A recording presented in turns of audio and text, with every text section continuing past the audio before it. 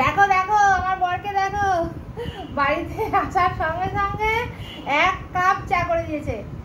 কতখানি চা করেছো? আমি বলেছিলাম একটুখানি চা করতে, দেখো পুরো 1 মগ ভর্তি করে চা করে দিয়েছে। আমি আসার পরই আমাকে বলেছে চা খাবে চা খাবে। আমি তো চা খাই না, জোর করে, যেহেতু খাই না সেই জন্য আমার প্রতিদেব আমাকে চা খাবে চা খাবে, যদি রেগুলার খেতাম তাহলে বলে তুমি চা করো আমি খাবো, বুঝেছো?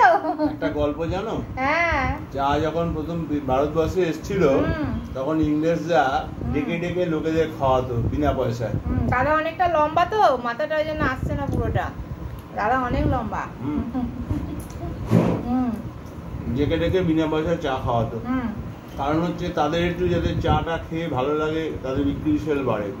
কিন্তু বুঝতে পারেনি যে ওদের থেকেও এদের নেশা হয়ে যাবে চায়ে।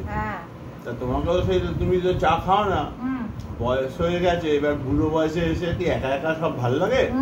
তোমাকে আমি অল্প অল্প করে খাইয়ে খাইয়ে খাইয়ে খাইয়ে নেশা ধরে দিচ্ছি। তুমি বুড়ো বলে কি আমি বুড়ি নাকি? যেমন আমি বুড়ো, তুমি কচি। তুমি বুড়ো হও, তুমি কচি।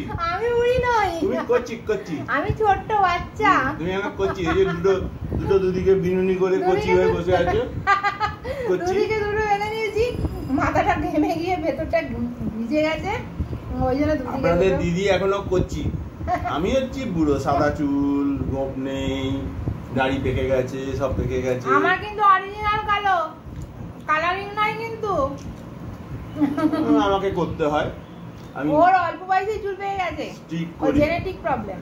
ওদের ওর চুল পাকা, ওর ছেলেরও অল্প অল্প চুল পাকতে আরম্ভ করে দিয়েছে। আমার চুল পাকা সেরকম ছিল না, শোনায় একটা দুটো চুল পেকে গেছে অলরেডি, জেনেটিক প্রবলেম আছে। ওই এখন হেঁটে মন্দির যাওয়ার পথে তারকেশ্বরে গাড়ির ধাক্কা।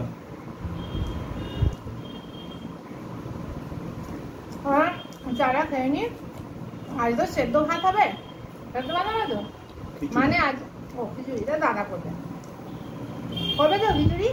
তুমি করো না। কেন আমি করবো কেন? তুমি তো ভালো করো। না, আমাদের দর্শক বন্ধুরা জানে তুমি ভালো রান্না করো। না, আমরা ভালো পারি না, শিখিয়েছে আমাকে। না, এটাও আমাকে শিখিয়ে দিয়েছে যে রান্না করতে শেখো। কি মিথ্যে কথা! আমি এখন জিজ্ঞেস করি কি করব। ওই আমাকে রান্না শিখিয়েছে। পেঁপে সেদ্ধ করতে গেলে পেঁপে সেদ্ধ করতে জিজ্ঞেস করি কটা সিটি, ঢেঁড়স সেদ্ধ করতে গেছিলি কটা সিটি, তাহলে কে আমার গুরুদেব? ব্যাপারটা ওগুলোও পারে না, স্পাইসি খাবার পারে, নর্মাল ওই সেদ্ধ ভাতও করতে পারে না, যেটা সবথেকে সোজা সেটা পারে না।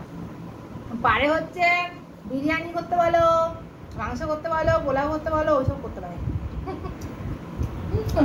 রান্না তো ছেলেটাই পারে, মেয়েরা তো রান্না করে। ও হচ্ছে সেফ। আপনাদের দিদি ভালো মোচার ঘন্ট, থোড়ের ছেচকি, কাঁচকলা খোসা বাটা, কাঁচকলার ওই শাশুড়ি মার কাছ থেকে, মায়ের কাছ থেকে যেগুলো শিখেছি এগুলো খুব ওইগুলোই পারি, এক্সট্রা কারিকুলাম কিছু নেই। পেঁপের ডালনা, পেঁপে পোস্ত,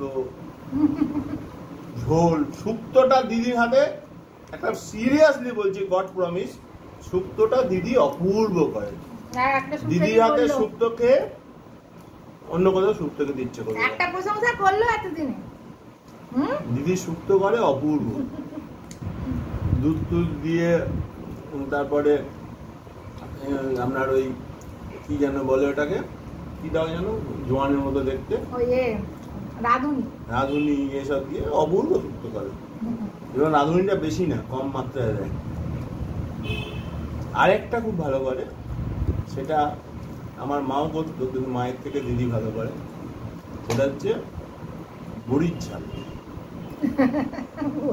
এত সুন্দর বড়ির ঝাল করে, যেদিন ধরুন মুখে খেতে ইচ্ছা করে না কিছু, একটু বললাম বড়ির ঝাল করে নাও না, বড়ির ঝালটা দারুণ করে। ঠিক আছে, আমার ভিডিও না, আমি ডাল ভালো করি, আমি দুর্দান্ত ডাল করি।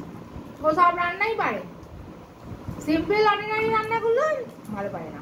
পারে না বলতে কি করে না, পারে সবই। হ্যাঁ, আরেকটা ভালো পারে, রাত্রিবেলা আগে পেঁয়াজ দিয়ে সয়াবিন করতে, আমি বলেছি নিরামিষ করতে, এখন নিরামিষ সয়াবিনটা খুব ভালো পারে। নিরামিষ সয়াবিন আমি কোনোদিন করিনি। দাদা ভাইরা বললো পেঁয়াজ ছিল না, বলছে যে নিরামিষ সয়াবিন করো। নিরামিষ সয়াবিন করে দেখি ওরে বাবা, তো দুর্দান্ত খেতে হয়েছে, ভালো হয়েছে।